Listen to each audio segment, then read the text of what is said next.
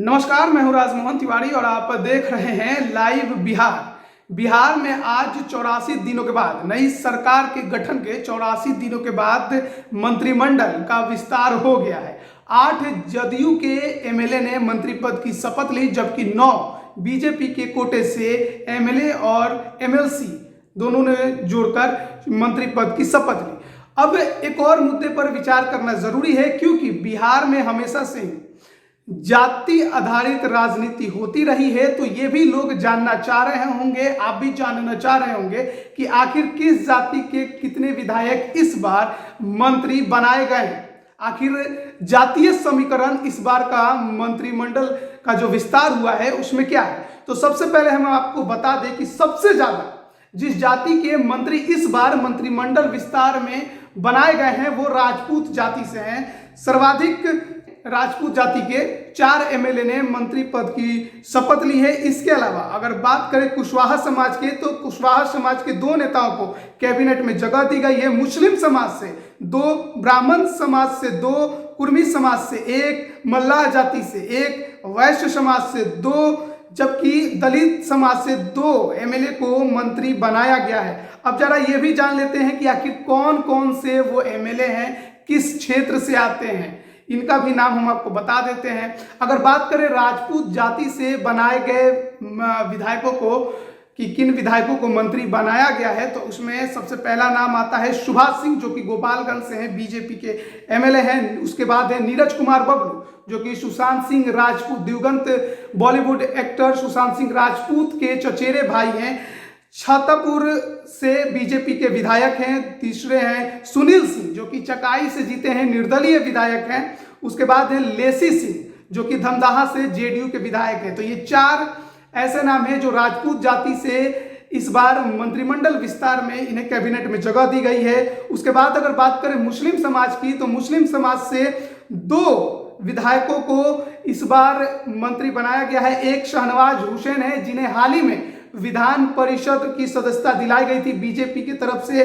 वहीं दूसरे जमा खान, जो कि चैनपुर से बीएसपी के टिकट पर चुनाव लड़े थे, लेकिन बाद में इन्होंने जेडीयू का दामन थाम लिया है। तो जेडीयू कोटे से जमा खान को मुस्लिम समाज से मंत्री पद की शपथ दिलाई गई है। वहीं अगर बात करें ब्राह्मण जाति से, तो ब्राह्मण जाति से 2 नेताओं को इस बार मंत्री पद की शपथ दिलाई गई है। एक आलोक रंजन है, जो कि सहरसा से एमएलए हैं बीजेपी के। दूसरे हैं संजय झा, जो कि एमएलसी हैं जेडीयू के, पहले भी जल संसाधन मंत्री रहे थे इसके पहले की सरकार में। उसके अलावा अगर बात करें कुशवाहा जाति की, तो कुशवाहा जाति से सम्राट चौधरी, जो कि एमएलसी हैं बीजेपी के, उन्हें इस बार मंत्री पद की शपथ दिलाई गई है। वहीं जयंत राज, जो कि अमरपुर से जदयू के विधायक हैं, उन्हें भी जदयू ने शपथ दिलाया है मंत्री पद का। अगर बात करें वैश्य समाज की, तो वैश्य समाज से भी 2 नेताओं को इस बार मंत्रिमंडल में जगह दी गई है, जिसमें दोनों ही बीजेपी के ही एमएलए हैं। प्रमोद कुमार मोतिहारी से और नारायण प्रसाद पश्चिम चंपारण जिले के नौतनपुर से विधायक है। अगर बात करें दलित जाति की, तो दलित जाति से 2 सदस्यों को मंत्री पद की शपथ दिलाई गई है, जिसमें एक जनक चमार है, गोपालगंज जिले के हैं, लेकिन किसी सदन के सदस्य नहीं है। पहले लोकसभा के सदस्य रहे थे, 2014 में जीते थे, लेकिन 2019 में जो लोकसभा का चुनाव हुआ उसमें उनका जो सीट है वो जेडीयू को चला गया। इस वजह से वो फिलहाल किसी सदन के सदस्य नहीं है, लेकिन अब जबकि मंत्री बना दिए गए हैं तो बहुत जल्द विधान परिषद के सदस्य वो बनेंगे। पूर्व डीजी आईपीएस सुनील कुमार को भी मंत्री बनाया गया है, भोरे से जेडीयू के विधायक हैं। तो दलित समाज से ये 2 उम्मीदवारों को इस बार मंत्री पद की शपथ दिलाई गई। एक जनक चमार और दूसरे हैं पूर्व डीजी सुनील कुमार को। कुर्मी जाति से एक हैं श्रवण कुमार, जो कि नालंदा से जेडीयू के विधायक हैं, उन्हें शपथ दिलाई गई है मंत्री पद की। आपको इनके बारे में भी बता देते हैं कि 7 बार विधानसभा चुनाव जीते हैं, 1995 से लगातार जीत रहे हैं और सीएम नीतीश कुमार के काफी करीबी माने जाते हैं, उन्हीं के गृह जिला से आते हैं।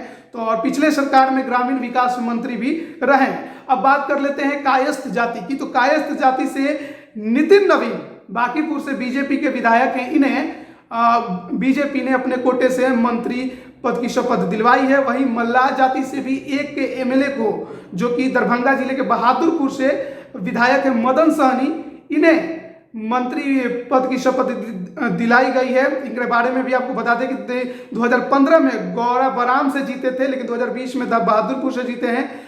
नीतीश के काफी करीबी माने जाते हैं। अब बात कर लेते हैं भूमिहार जाति की। तो भूमिहार जाति से किसी को भी इस बार मंत्रिमंडल जो विस्तार हुआ है उसमें जगह नहीं दी गई है। हालांकि पहले से ही 2 एमएलए नीतीश कैबिनेट में शामिल हैं। नाम भी आपको बता देते हैं, विजय कुमार चौधरी जो कि जेडीयू के हैं और जीवेश मिश्रा बीजेपी के हैं। तो भूमिहार जाति को इस बार मंत्रिमंडल जो विस्तार हुआ है उसमें एक भी सीट नहीं मिली है। पहले से जो था 2 वही रह गया है। और एक और विधानसभा के अध्यक्ष जो विजय कुमार सिन्हा बनाए गए हैं वो भी भूमिहार जाति से ही आते हैं। तो ये हम आपको बता रहे थे जातीय समीकरण कि कितने विधायक किस जाति से इस बार मंत्री बनाए गए हैं, किस पार्टी से आते हैं। तो सर्वाधिक जो इस बार विधायक बने हैं मंत्रिमंडल के इस विस्तार में वो राजपूत समुदाय के हैं। 4 एमएलए को इस बार बनाया गया है मंत्री।